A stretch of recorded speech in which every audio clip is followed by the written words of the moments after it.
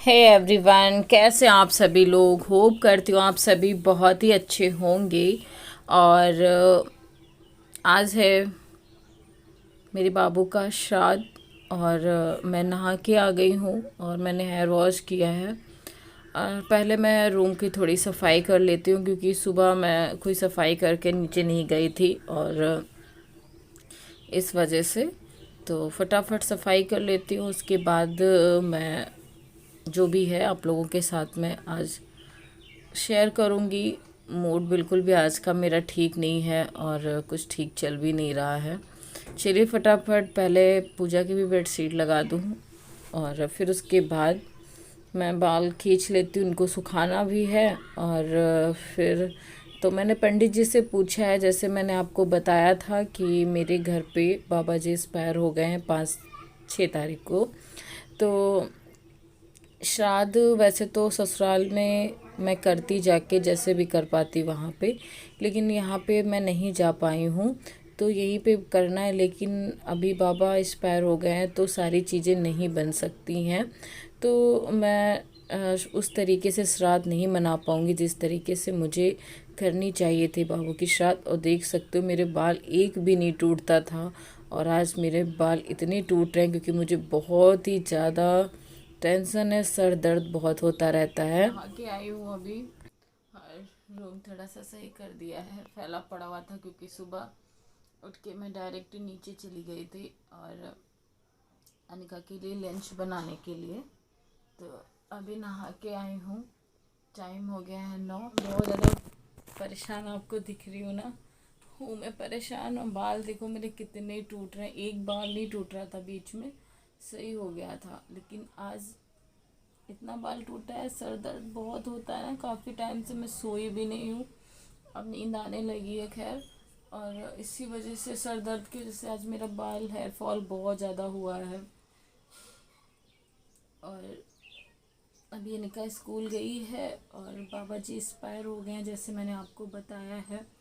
तो आज है मेरे पति की श्राद्ध।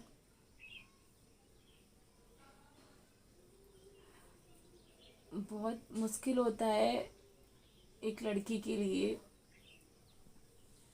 एक औरत के लिए, चाहे जैसी भी उसकी एज क्यों ना हो, अपने पति का श्राद्ध करना कोई आसान बात नहीं होता है ना। और मैंने तो इतनी कम एज में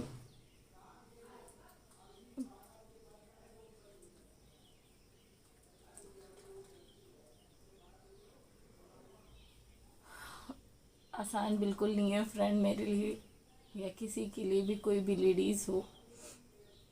आज मेरे पति का श्राद्ध है लेकिन मैं ससुराल जाना चाह रही थी, जैसे आपको बताया था, पूरी प्लानिंग हो गई थी।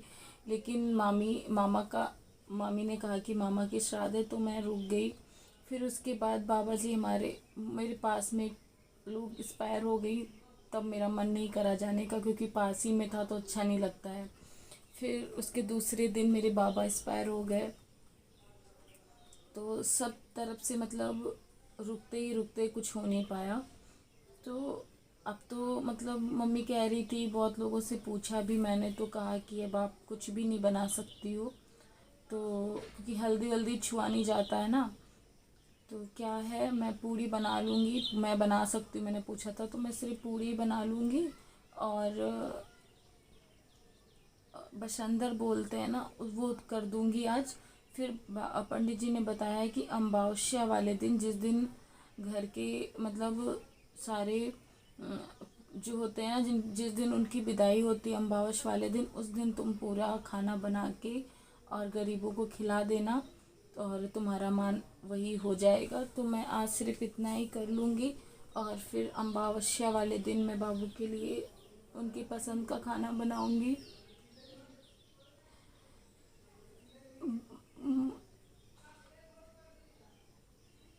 भगवान जी, किसी लड़की को ये दिन मत दिखाना, मत दिखाना। अपने पति के लिए ऐसे टाइम पे खाना बनाना उनकी पसंद का।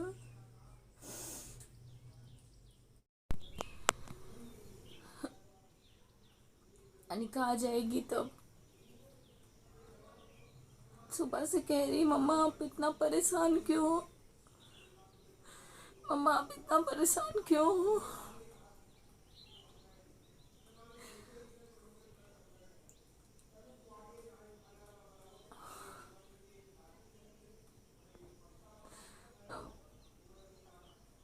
बहुत तकलीफ भरा ये दिन है, बहुत तकलीफ भरा।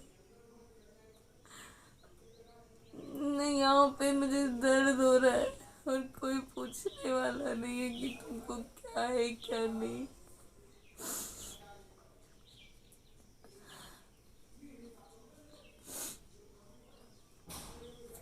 अब जा रही हूँ नीचे, पूरी बनाऊंगी जाके, बस थोड़ी सी पूरी बनाऊंगी बस अंदर डालने के लिए बस। बाकी अमावस्या वाले दिन मैं करूँगी। और जिस किसी को कुछ पता हो तो मुझे कमेंट सेक्शन में बताना कि मैं अमावस्या वाले दिन कर सकती हूँ कि नहीं कर सकती हूँ। और बाबू का ये तीसरी साल है।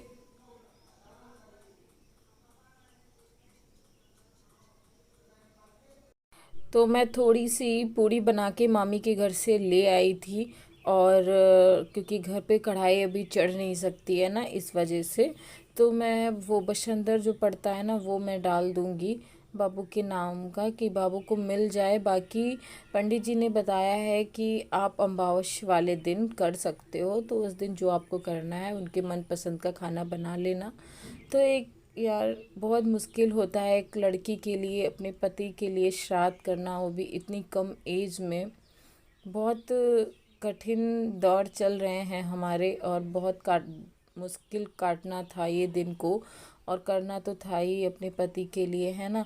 तो ये मैं थोड़ा सा रख दूँगी, जो चिड़िया वगैरह आएंगी तो वो खा लेंगी, है ना।